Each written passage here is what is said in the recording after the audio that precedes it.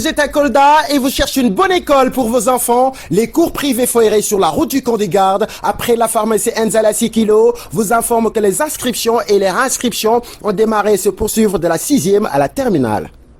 Après les très bons résultats obtenus au BFM et au baccalauréat, les cours privés Foiré présents dans le paysage scolaire coldois depuis 2013 garantissent à vos enfants une meilleure éducation. Pour plus d'informations, contactez M. Abdoulaye Dieng, directeur des cours privés Foiré au 77 764 68 04, 77 034 32 51 ou encore le surveillant général M. Babambalo, ex-surveillant Sem Hillel au 77 559 30 42. Les cours privés Foiré, confiez-nous vos enfants et nous leur garantissons un bon enseignement-apprentissage, le tout dans un cadre d'études. Cours privés Foiré rek ca jàngale bala.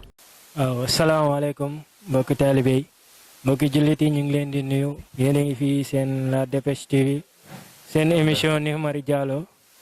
doon nekk fii nag ci journée xasida gi nga xamante ne moom lañ nekk boobu ba léegi muy journée xasida gi nga xamante ne sëñ Muntaxa daa joxe ndigal li ngir mbokki taalibe yi fépp fu waay nekk rek mu taxawalee ko fa looloo waral waa daayira Miftaaru Xayri Tazawudu Shubaan ak Xidmatul Xadim dégg ndigal loolu taxawalee ko fii si Jaxaw boobu léegi ñi ngi dalal ay mbokku taalibe looloo waral xam naa ni dañuy dalal Sëñ Ibrahima Fall di mbokku taalibe di ko siyaare di ko jox wàccuwaayam di am ay waxtaan boo xamante ne dañ koy sekk ak moom Sëñ Ibrahima Fall ginnaaw bañ la nuyoo ñu ngi lay bége bu baax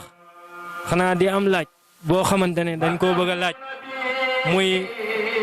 journée xasida gii nga xamante ne sëñ Muntaxa da ko woote ak li des si màggal gi gis nañ ne bëreetut ñu gis vision boobu nga xamante ne sëñ Muntaxa woote na ko ñu bëgg a xam màggal gi ak journée xasida yi xaw nañoo jegeyoo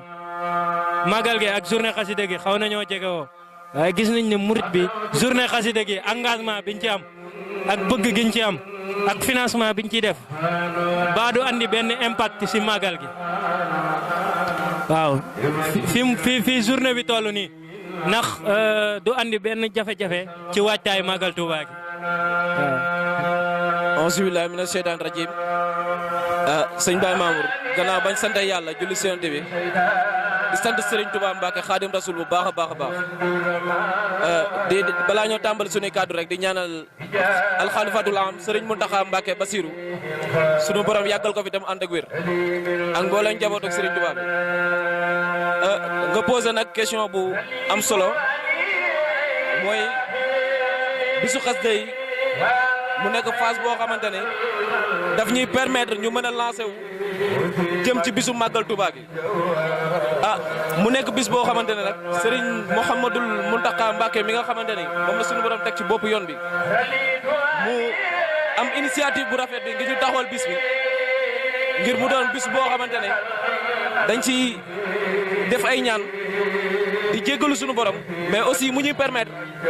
ci période de pandémie bi ñu nekk ñu formuler ay prières ngir suñu borom mën ñoo teggal mbas mi nga xam ne moom fi nekk te d'après ba journée xasida yi commencé ba léegi liñ fi fekk dal na suñu xel bu baax a baax mu nekk loo xamante ne nag dafa nekk un avant-goût avant màggal Touba bi parce que dañuy permettre ñu mën a def une préparation pour mën a pëtëxlu ci màggal Touba bi te màggal Touba bi ñun ñëpp xam nañ ni moo nekk un événement boo xamante ne moom la murit yi gën a bàyyi xel moom lañ gën a teewlu te loolu dara waral la ko lu dul Serigne Touba dafa nekkoon bis boo xamante ne moom moo ko jàppal boppam parce que d'après li nga xamante ni moo xew ak li nga xamante ni Serigne bi def na ko ci liggéeyam bii nii xam dafa nekkoon tukki boo xamante ne tukki bu yàgg lool la keroog ba muy dem na xarat ci yow ma sappi 100 millions asar le xitma du muxtaar fi seeri safar mais bis bii bu dellu sotee mu tombé 18e jour ci weeru safar na si murid yëpp daje sant la ko yàlla si bis bi nga kon bisu tey bi dafay nekk un avant premier avant ñoo mën a tàbbi ci dëgg-dëgg bis bi muy bisu màggal Touba bis bi nag day laaj une préparation nag bu ñu ko waxee day yell mu doon une préparation boo xam ne day nekk lu physique et une préparation morale préparation physique bi ce n'est rien d'autre que da fekk murit bu nekk war nga fexe ci li ko dalee si bisu xasida gi nga defar sa melokaan ci wàllum saayir mooy waroo dem si bisu tey bi war nga see jàppee man kat lan laay sol ci wàllu accoutrement. donc Baye Mamour pour dugg sa question bi nga xam ne moom nga ma posé di la xamal ni muriti Serigne Touba yi période bi ñu toll nii muy journée xasida yi dafa nekk un avant-goût wala un avant-première avant ñu yegg ci màggal Touba bi. parce que dinañ permettre tey jii ku fi teew ku nekk nga xam ni kat Serigne Touba am na loo xamante ne dafa nekk ay recommandation ba képp kuy dem Touba war koo làmbaayoo pour boo demee nga mën a nekk en conformité ak li nga xamante ne mooy daw biir Touba. kon aspect financier bi nga xamante ne murti ñoo ngi koy def muy jëm ci cadre dépense yeeg yooyu noonu da nga xam ni kat loolu du def lu dul wan nit ñi ni Serigne Touba bisam bi mu ngi ñëw genre bande d'annonce lay doon pour xamal nit ñi kat ni am na événement boo xam ne mu ngi si kanam te d'ici peu war na ñëw donc murit yi ci côté boobu noonu je pense que ni lépp luñ def sax dañ koo xeeb te bis buñ demee ba ci bisu màggal gi la ñuy def dina proliférer loolu fukki yoon wala ñaar fukki yoon ngir wane ni Serigne Touba à chaque fois li mu naan aw ma tànk ginnaaw tànk kanam rek te sama tay gu ne day gàcce sama démb loolu à chaque fois murit dañ koy dëggal de par les actes yi nga xam ne dañ koy posé ci liggéeyu Serigne Touba bi. kon sëñ Mamour ci wàllu woowu moom da nga xam ne lépp lu murit di def rek xeeb nañ ko sax ci cadre financier te nga xam ne bisu màggal Touba la ñuy def dina multiplier loolu lu baree yoon bëri yoon te lépp ngir jàppale Serigne Touba sant gu muy sant la yàlla. jërëjëf sëñ Ibrahima Fall wax dëgg yàlla leeral gi am na solo waaye bu ñu gisee taxawaayu murit yi ci wàccaayu bés bi surtout bañ koy wàcc ci le 11 bi ci wàccaay gis nañ ne murit yi am nañ ci engagement boo xamante ne ba ci ñoom ñëpp dañoo noppi woon ngir wuy ji sëñ Muntaxa fee ci Touba te ñëpp fongoon nañ ne bu sëñ bi joxewaatul woon ndigal rek ne ku ne fa nga ne nga defee ko fa kon bés ba dina mel ni màggal Touba loolu lañ bëggoon nga andil ñu si ay. waaw loolu Baye Mamour loolu waruñoo bett. dëgg la parce que sëñ Muntaxa avant muy nekk kilifa yoonu murit c'est un citoyen modèle exemplaire xam na ni le Sénégal dañoo nekk dans une période de pandémie donc xam na ni le fait que tey nit ki di regroupé au sein de Touba bokk na si li nga xamante ne day gën a aggraver la situation donc pour montrer que ni moom c'est un citoyen modèle exemplaire il a décidé à ce que képp koo xam ne taalibe nga mu ne la kat fa nga nekk boo ko fa mënee def na moo gën mais terewul nag tey Touba boo ko seetaanee xool na mu mel di nga xam ni kat Serigne Touba murit yee ko bëgg te bëggiñ ko bëgg pare nañ pour sacrifier seen vie pour dëggal seenu murit pare nañ pour sacrifier wu ngir Serigne Touba Mbacké Khadim Rasoul donc acte bi Serigne Mountakha jël dafa nekk loo xamante ne toute la population dañ koy magnifier pourquoi parce que Serigne Mountakha wane na ni kat moom à chaque fois il est du bord de l'État di leen jàppale si seen tâche pour li nga xamante ne moo nekk feebar bi nga xam ne moo fi nekk bañ a am benn propagation boo xamante ne dina dem ba duñ ko antan donc si aspect boobu xam naa loolu lañ si sànni sëñ Bama. dëgg la waaw kon mën nañoo wax ne fi mu toll gis nañ ne murit yi bés bi am na lu mu leen jaral ba si ku si nekk yaa ngi wane sa mbégte jëme ko ci sëriñ bi rawatina ci xasida yi ndax sëñ Muntaxa bisu xasida la woote. léegi nag ci bés bii nit ñi ñu nekk muy journée internationale sax la ñuy wax ci xasida yi ndax sëriñ bi ndigal gii mu joxe du maas murit yi ndax gis nañ ne weeru safar gaa ngi teer si est-ce que du maas murit yi ngir wàccaayu màggal Tuubaa gi gën a ala dawme comme ni mu daan demee rek. waaw xam nga murit yi moom ñoom xaar ñu sax ba bisu màggal Tuubaa teru ñëw pour ñuy màggal ñoom seen bis bu nekk màggal lañ ko jàppee est-ce que yaa ngi dégg même seen activités yi nga xam dañ koy mënee mu nekk seen quotidien boo xoolee lépp day dugg ci waajal màggal Tuubaa gi donc màggal de plus en plus ñu koy approché da ngay gis ni gars yi dañuy gën a pare ci plan yëpp pour gën a mën a jekku màggalu Serigne Touba kon lépp li nga xam dañ koy def rek mu nekk que ça soit aspect financier bi wala ci beneen côté lépp dafa bokk ci li nga xamante ne dañuy tertu bis boobu noonu mu nekk benn bis boo xamante ni bis bu histoire dootul fàtte la parce que même ni may waxee yow boo demee dans les annales de l'histoire c'est mentionné là-bas le jour du màggal de Touba nga xam day constitué jour boo xamante ni si la Serigne Touba jóge woon ci la Serigne Touba di dem exil ba muy dem exil ñun ñëpp xamoon nañ ni metti na parce que keroog ba mu taxawee di wët bayitam boobu noonu nanga xarit ci yow ma sabti saamini asar di xidmatil muxtaar fi sëri safar keroog dara taxul mu dem lu dul liggéey lu njool màkka kon murit yi xam gi xam Serigne Touba teg bu mu teg bisam bi fi mu ko teg et dara doonul jublu bi lu dul sante suñu borom yàlla loolu nag il faut que ñun ñëpp ñu xam loolu xam ne Serigne Touba wootewul xumbaay wootewul mumbaay wootewul aussi jëmale si boppam mais dafa woote uniquement pour nit ñi santale ko suñu borom mi nga xamante ne mooy borom xéwali c'est d'ailleurs c'est normal parce que Serigne Touba boo xoolee li ko Serigne Touba defal ci ay may li ko suñu borom defal autant pour moi ci ay may mu doon loo xamante ne kenn mënu koo énumérer mu doon loo xamante ni kawe na kawe goo xamante ni Serigne Touba amul benn pexe lu dul woon nit ñi ngir ñu jàppale ko si sant gi ñuy sant yàlla donc nañu dalal suñu xel si murit lépp lu ñuy def que muy dugg ci cadre safar wala muy doon ci beneen bis lépp xeeb nañ ko suñu diggante ak Serigne Touba te bis bu ñu demee ba bisu màggal di nga gis ni li murit def dina kawe lële fukki junni yoon parce que suñu alal ak suñu lépp gars yi dañu koo jël ngir jaayante ko ak Serigne Touba te loolu kat day nekk en parfaite conformité ak li nga xamante ni suñu borom moo ñu ko digal mu doon ay recommandation parce que dana yéen ci yéen ñi yéen jullit ñi kenn mënul am sama ngërëm dudul daa jaayante ak man ci alalam ak ci deram murit nag boo xoolee bisu tey bi dafa nekk un moyen pour wan à toute la population que ni am na lu ñuy waajal te loolu mu ngi si kanam di ñëw incha allah. waaw loolu ñuy waajal mooy nekkul lu dul màggal sëñ Bamba gi màggal sëñ Bamba gi la ñuy waajal ndax màggal Touba daanaka li ci des bëreetut li ci des bu dee ay ñaari weer ci lay toll ñu gis ne murit yi tàmbali nañ ci waajtaay bisu xasida gi rek day wane ni murit yi tàmbali nañ kon dañuy wax rek dañuy pëtaxlu daal di dem ci màggal gi nga andiwuñu soloy màggal Touba lan moo waral màggal Touba gi ba àdduna fu waay toll bu bés bi ñëwee rek sa xel dina dem ci bés boobu muy màggal sëñ Bamba. waaw Baye Mamour je pense que posé nga question boo xamante ni importance bi foo ko natt weesu na ko. et là au début de mes propos sax war naa ko mooy solos màggal Touba gi màggal Touba boo xoolee li tax Serigne Touba woote ko mooy keroog bis bi nga xamante ne Touba bi jàpp nañ ko di ko yóbbu bis boobu la wootelu ngir ñu santale ko si yàlla suñu borom moom na ku tedd gi dafa leeral lan moo waral parce que màggal gi li ko précédé mooy tukki géej gi mooy li nga xamante ne mooy annoncé màggal Touba parce que si date ba muy dem moom Serigne Touba si la ne bis bu dellu seetee bis boobu noonu nañ ko si santale yàlla yaa ngi dégg léegi nag moom ba muy dem dafa leeral lan moo tax mu war a tukki moom Serigne Touba ndax tëbul tëb rek egsi nii loo rek ne damay tukki déedéet lépp da koo teg ci ay soubassement yi clair parce que nee na ñett yi moo tax ma tukki man Serigne Touba saw ba xaybatiya an allaha arada an anaala minhu jaaha wa an akuna shafiran li xawmi wa akuna xaadiman fi dawmi lii waral ma tukki man Serigne Touba ce n'est rien d'autre que ni suñu borom moo nam ma am ci auprès de lui ay daraja yoo xamante ne foo ko natt weesu na ko loolu mooy benn bi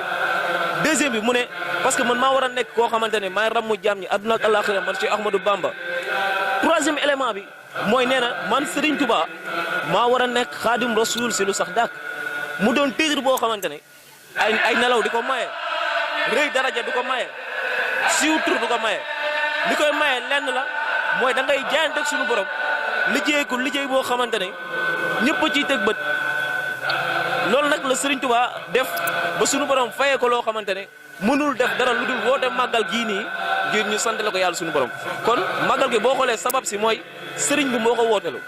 moo jàppal boppam bis bi te bis bi mooy coïncider ak bis bi nga xamante ne si la Touba bi jàppee Serigne Touba di ko exiler au Gabon Serigne Touba ne bis boobu mu génnee war a dem liggéey mbirëy bii na ne bis bu dellu seetee rek da ngeen ma sant la yàlla bu baax a baax yéen ñi nga xamante ne aju ngeen si man ba pare dig ñu si récompense boo xamante ne dafa rëy parce que ñun ñëpp booy na suñu nopp ni Serigne Touba nee na màggal Touba defal naa leen si loo xamante ne Seydina Ibrahima sax defal leen ko si tabax si. waaw sëñ Ibrahima Fall wax dëgg yàlla li nga andi ci lu solo màggal gi am na solo xam naa ne question bi ñuy tëjee rek mooy Serigne bi nan la wootee màggal Touba ak murit yi nga xamante ne dañuy dem ba Touba. nan la ñu war a màggalee bisam boobu nga xamante ne woote na ko. waaw Baye Mamour question boobu li ma ciy répondre c'est simple parce que Serigne Touba ni mu bëggalee ñu màggalee ko bis bi ak comportement bi nga xam ne moom lañ war a adopté bu ñu demee Touba du dara lu dul ba mu loolu moo waxoon si jës bu keroog ba muy tagg Seydina Mouhamed bay wax nan lañ war a gàmmoo lam ci indi na tanzimahu bi sunnati yaxuduna lil jannati loolu day valable ba ci màggal Touba tey màggal Touba bu ñuy célébrer bis bi mu doon ak sant yàlla dañ ko war a def ba pare mu nekk loo xamante day dëppoo ak ndigalu yàlla yi ba pare dëppoo ak sunna Seydina Muhammad ndax Serigne Touba dane képp koo xamante ne da ngaa bëgg dugg àjjana te jaamoo yàlla teg ko si sunna na nga xam ne yaa ngi nax sa bopp rajaawu jannati bila taati bi sunnati ma su ko róoroon yaati donc li ñuy permettre ñu mën a am màggal guñ nangu mooy bu ñuy dem ñu fexe fa adopter des comportements yoo xamante ne ku ko gis ñun du ne as jàmm képp koo xamante ne da nga amoon ay vices que ça soit da nga doon tox wala da nga doon naan wala da nga doon jaxasoo ay jigéen ñu lay dagaan di jëmmi Seydina Muhammad loolu booy dem jikko yooyu mu doon loo xam da nga koy bàyyi sa kër ba ñëwaat nga doog a continuer loolu la mais boo duggee ba biir Touba da ngaa war a nekk di appliquer li nga xamante ni moom la Serigne Touba bëgg ku ko mel si dëkk bi ndax Touba lu baaxang fa lu bon mën nañ ne mu ngi fa nekku fa ndax amaana képp koo xamante ne da nga faa def lu baax suñu borom dina ko ful waaye képp koo xam da nga faa yóbbu sa lu bon dina këppuwaat sa bon dina këppuwaat sa kopp kon donc képp kuy dem rek na nga fexe ba laabal sa xol laabal sa jëmm laabal sa xol mooy lan lépp loo xam ay vice la nga bàyyi ko sa kër yaatu tàlli koo gis jàppee ko sa bopp nit dina la tooñ sax nga ne ko maa ngi jégalu ngir lan lépp nga xam ne ngir bis bi rek si cadre saer bi mooy booy dem nga fexe di yóbbu benn accoutrement boo xamante ne ku la gis dina càmm sa bu dee jigéen la waroo sol loo xamante sa awra yi day nekk si biti waroo sol tenue boo xamante ne ku la gis ne kii xanaa xamul ni ma ngi Tuuba kon donc da nga war a yor benn comportement bu exemplaire ba ku la gis kat xam ni kii màggal moo ko tax a jóg sëñ Baye Mamour voilà. sëriñ bi nee na buñ tegoonub jal ki nga xamante ni day ñëw tibb jal bi lam ca mën mu yóbbu ko ak kii ñëw di jël par benn ba jal bépp jeex ku gën ñu ne ko kii jël benn ba jal bépp jeex moo gën yaa ngi dégg ñu ne ko kii jël benn ba jal bépp jeex moo gën sëriñ bi ne leen xasida yi noonu la mel da nga koy utal lim donte benn bis la benn yoon nga koy jàng ci bis bi nga utal ko heure utal ko waxtu boo koy jàng tamit nga teewlu sëriñ bi boo koy jàng nga teewlu sëriñ bi te bañ a jàng di ci boole di lekk wala ngay naan loolu nag boo ko defee bu yàggee ba yàgg mooy waral xasida gi day mujj sax ci yow sax googu muy sax ci yow mooy waral da lay mujj soppi ba nga xamante ni murit boo xamante ni ana xamoo ni murit sëñ Bay Jaxate nee na murit feek mu ngi musloo lu bon àggagut da ngay dem ba mujj gi yow lu bon moo lay muslu maanaam foo jëm lu bon a lay muslu foofee nag bu fa nit tolloo nag ci xasida yi ci la koy yéege ba àggale ko fi sëriñ ba xanaa xamoo ni li sëñ Muntaxa di wax naan mbégum sëriñ Tuubaa mi ngi ci biir xasida yi loolu dafa leer naañ am na ñoo xamante ni jàng nañ xasida ba gis sëñ Tuubaa am na ci koo xamante ni doon na jàng xasida ak maraaxib ci jamono yi sëriñ bi fukki yoon ak ñaar bi sëriñ bi génnee daf ne ko yow de jàmbaar nga nee nañ waa ji ne mes boobu lañ ko noppee gis ba tey ji boobu lañ ko noppee gis ba tey ji mu leer na ni Serigne Touba lépp lu xoolal xasida ak muxaddimaat xoolal xasida ak mafaatihul bichri xanaa muxaddimaat benn bayit jaamu yàlla juróom-ñaar fukki at yuñ nangu yow bu boobaa kan moo lay jaay jaamu yàlla muxaddimaatul xidma sëñ Touba ne sëñ Saliou nee na jàng ko ci benn jotaay lu la ci dal da ngaa xaru muxaddimaatul xidma ndax yiw yi ci nekk moo bari xasida ak mafaatihul bichri sëñ Touba nee na képp ku ko jàng koo jox ñu loxo ñu jéggal ko kon yow mi ko jàng noo mel waaye la ca des mooy sellal gi ak tege ci yoon mag ña lañ amoon mi ngi fi tege barki borom Touba ku ko sóobu naka mag ñu sóoboo amee ko nañ ko am.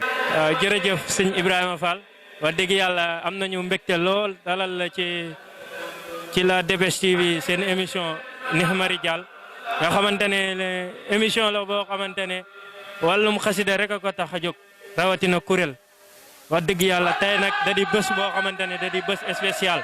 ndax journée xasida yi sëñ Muntaxa joxe ndigal ñun ñu ñëw fii ngir couvrir événement bi ngir sëriñ bi lépp loo xamante ne lu baax la rek jóge ci sëriñ bi daa war a yaatu kon ñu ngi la ci sant bu baax di la wax nga joxe sa kàddu gu mujj bu ko defee ñu